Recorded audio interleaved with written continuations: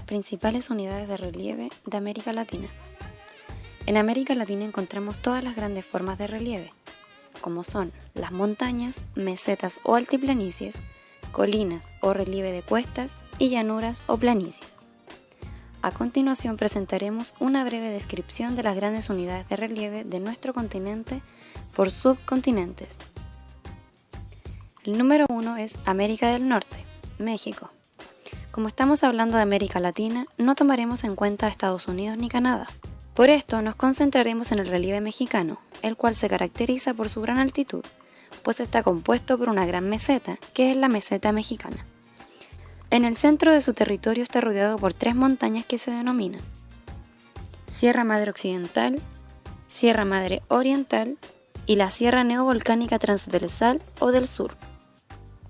Este territorio está afectado por la acción de 2 placas tectónicas, la del Pacífico que se mueve hacia el oeste y la placa norteamericana que se mueve hacia el noroeste.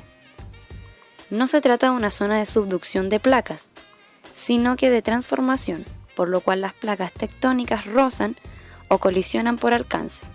Por eso el tipo de movimiento sísmico es diferente, actuando principalmente sobre fallas. Por ejemplo, la falla de San Andrés en Estados Unidos. Ambas placas se mueven hacia el oeste y existen las fronteras convergentes en el caso chileno, las fronteras de transformación en el caso norteamericano y las fronteras divergentes en medio del Atlántico. Como punto número 2 encontramos Centroamérica y el Caribe. El relieve centroamericano se caracteriza por la existencia de montañas transversales, que son producto de la acción de las placas tectónicas sudamericanas y norteamericanas, que ejerce una presión sobre el territorio desde el norte y el sur, sumando a la acción de la placa del Caribe, que presiona hacia el oeste. Cabe señalar que existe una cuarta plaza, la de Cocos, que realiza movimientos de subducción incidiendo en el relieve de la costa del Pacífico. Como consecuencia de este diatrofismo se genera una diferencia territorial importante entre la costa del Atlántico, más suave y de menor altitud, que la costa del Pacífico con mayor altitud, abrupta y con la presencia del eje volcánico del Pacífico, que es una alta concentración de volcanes activos. El Caribe está compuesto por un sistema de islas de origen sedimentario fluvial y se divide en Antillas Mayores y Antillas Menores. Como tercer punto está Sudamérica. Sudamérica está compuesta por todas las formas de relieve existentes, donde encontramos a. La Cordillera de los Andes. No solo es la principal unidad del subcontinente, sino que de toda América, ya que la atraviesa con distintos nombres, desde Alaska hasta el Cabo de Hornos. Luego se sumerge y resurge en la Antártida con el nombre de Cordillera de los Andes. B. Llanos de Orinoco. Es una de las planicies más grandes del continente y se encuentra en la cuenca del río Orinoco, que está entre Colombia y fundamentalmente Venezuela. C. Escudo guayanés. Es una de las formas del relieve más antigua. Corresponde al tipo de montaña maciza que se eleva abruptamente. Como su nombre lo indica, se encuentra en las Guayanas. D. Cuenca del río Amazonas. Llanura fluvial que alberga el sistema hídrico más grande del mundo, junto a la selva más grande del planeta. Básicamente se ubica en Brasil, pero la cuenca del río abarca varios países más. E. Escudo brasileño. Como el escudo guayanés es una antigua forma de relieve, tiene las mismas características, solo que es mucho más grande. F. Cuenca del río de la Plata. Al igual que el Amazonas, genera una planicie fluvial que abarca varios países, que son Argentina, Uruguay y Paraguay. Y. La Pampa. Es una planicie o llanura extensa ubicada en Argentina, Paraguay y parte de Brasil. H. La Patagonia. Llanura ubicada en el extremo sur de Argentina y una pequeña parte de Chile, en Punta Arenas y Tierra del Fuego. En Sudamérica existen 2 placas tectónicas principales y una tercera de menor influencia, pero no menos importantes. Estas placas tectónicas son la placa de Nazca y la placa antártica. Ahora hablaremos de los principales climas de América Latina. Por definición, el clima es el estado promedio de la atmósfera de una región determinada, y en el caso de América Latina se caracteriza por ser muy diverso.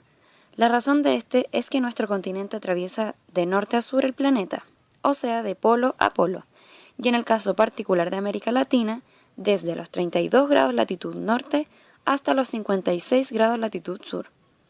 Además, existen muchos factores más que provocan la diversidad climática de una región. Entre algunos de los grandes factores que afectan al clima podemos mencionar: A. Latitud, dependiendo de la cercanía al polo o al trópico. B. Presión atmosférica, dependiendo si actúa una presión alta, baja, fría o cálida. El movimiento del aire siempre es desde una alta presión hacia la baja presión.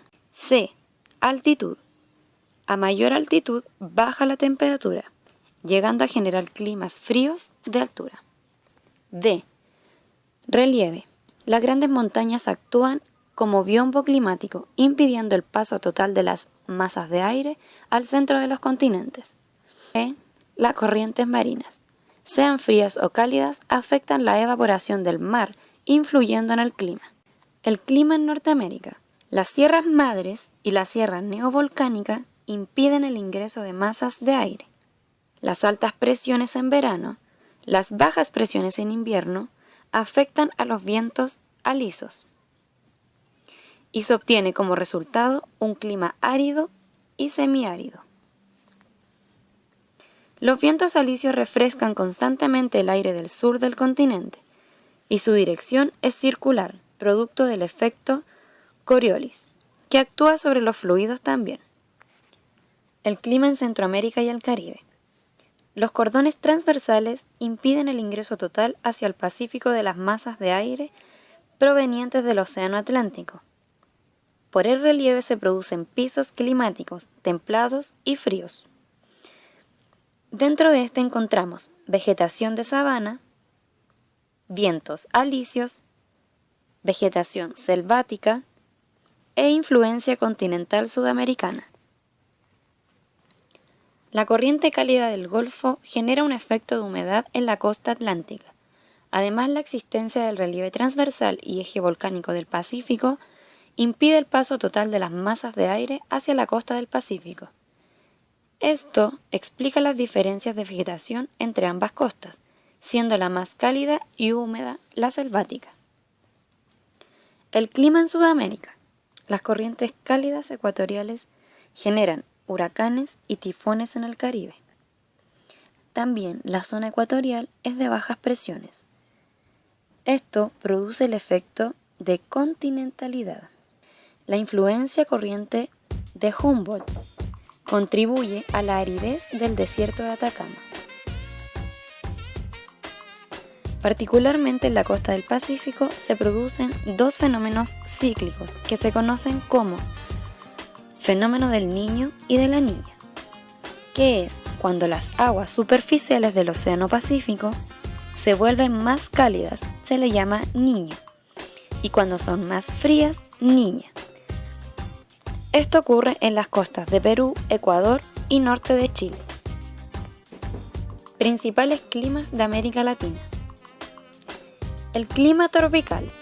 Sus características son: clima tropical ecuatorial, ejemplo, Amazonas, llanos de Orinoco, macizo guayanés y la costa del Pacífico.